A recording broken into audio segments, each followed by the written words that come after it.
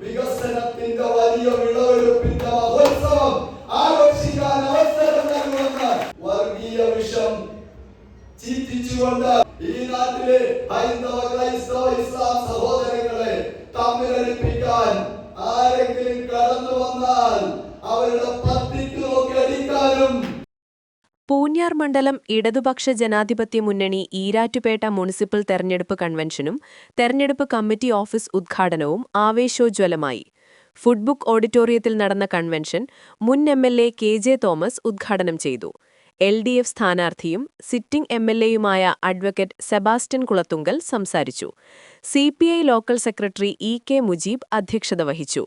CPM ജില്ലാ committee അംഗം Rama Mohan, advocate James വലിയ വീട്ടിൽ, K I. Naushad, Nishad Nadakkal, Rafeeq Pattaruparambil, local secretary Shameer Pulikkachalil, professor M K. Fareed, P M. Naushad, Navas Puthanpulaykkal, Sajeev Hameed, P R. Faisal തുടങ്ങിയവർ സംസാരിച്ചു.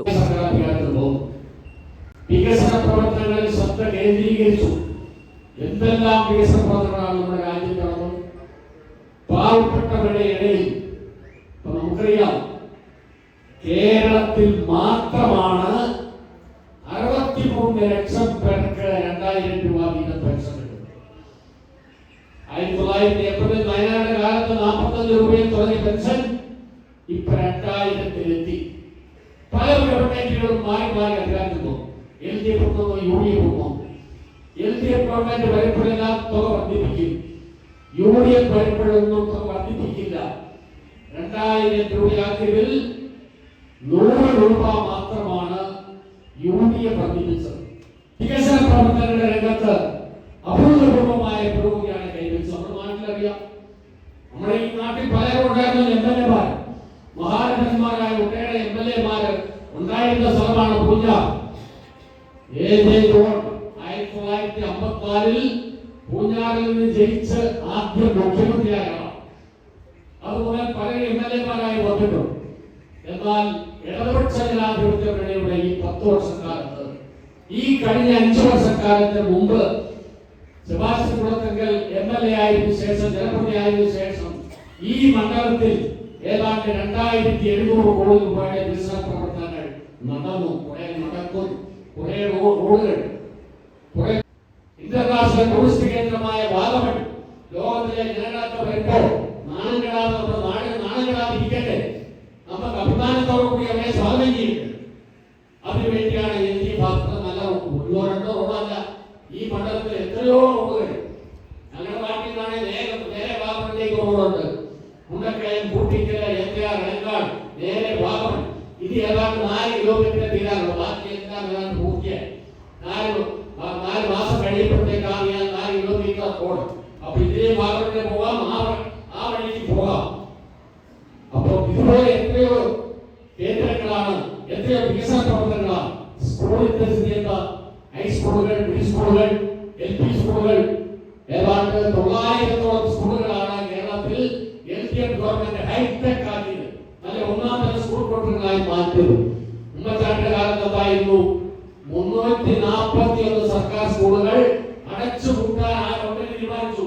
10 കൊല്ലം മുമ്പ് ഈ ഗവൺമെന്റ് വന്നു, ഒറ്റ സ്കൂൾ അടച്ചുപൂട്ടിയില്ല.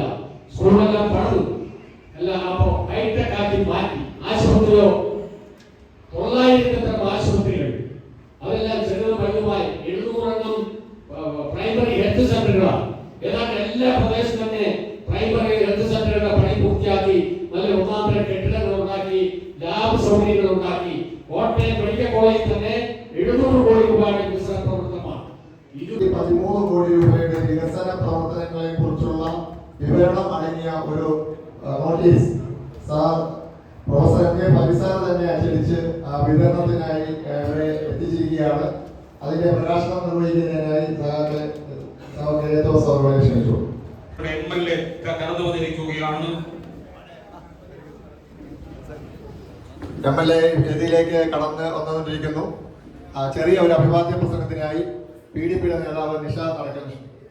5 വർഷക്കാലം മുമ്പ് നിങ്ങൾ എനിക്ക് അവസരം നൽകി. ആ അവസരം പൂർണ്ണമായും വിനിയോഗിച്ചുകൊണ്ട് 5 വർഷക്കാലത്തെ മുഴുവൻ സമയവും ഏറ്റവും ആത്മാർത്ഥമായി ഈ നാടിനോടുള്ള വലിയ കരുതലും പരിഗണനയും സമർപ്പണ ബുദ്ധിയും മുറുകെ പിടിച്ചുകൊണ്ട് കഴിയുന്നതിന്റെ പരമാവധി വലിയ വികസന മുന്നേറ്റമാണ് ഈ നാട്ടിൽ കാഴ്ചവെച്ചത്. പൂഞ്ഞാറിന്റെ വികസനത്തിന്റെ 3 പതിറ്റാണ്ടുകൾ നഷ്ടമായിരുന്നു.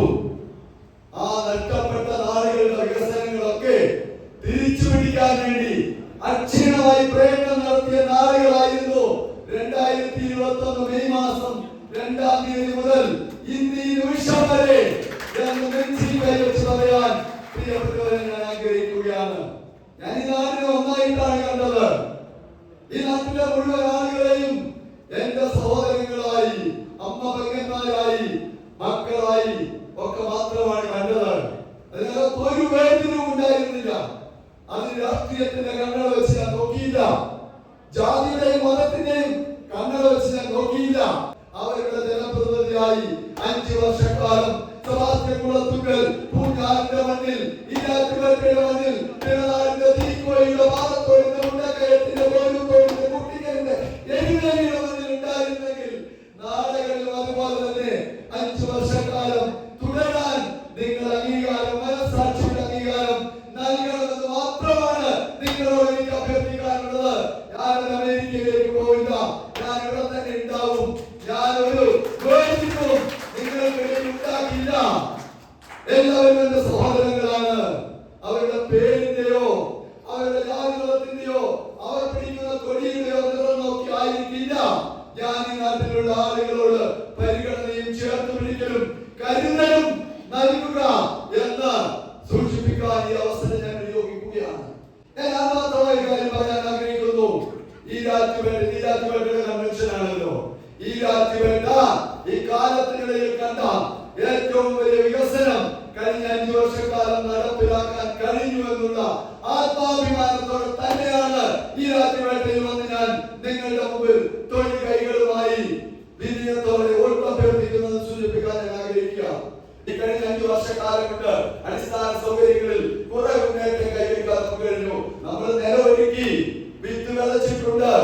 വരുന്ന 5 വർഷക്കാലം അവസരം നൽകിയാൽ അത് ഈ പൂഞ്ഞാർ നിയോജകമണ്ഡലത്തിനും ഈരാറ്റുപേട്ടയ്ക്കും വികസനത്തിന്റെ വലിയ വിളവെടുപ്പിന്റെ മഹോത്സവം ആഘോഷിക്കാൻ അവസരം നൽകുമെന്ന് എന്നാക്കിയ ഈ നാട്ടിലെ പ്രിയങ്കരായ സഹോദരങ്ങളോട് സൂചിപ്പിക്കാൻ ഞാൻ ആഗ്രഹിക്കുകയാണ്. മറ്റൊരു കാര്യം കൂടി മാത്രം നിങ്ങൾക്ക് ഉറപ്പു നൽകാൻ ഞാൻ ആഗ്രഹിക്കുന്നു.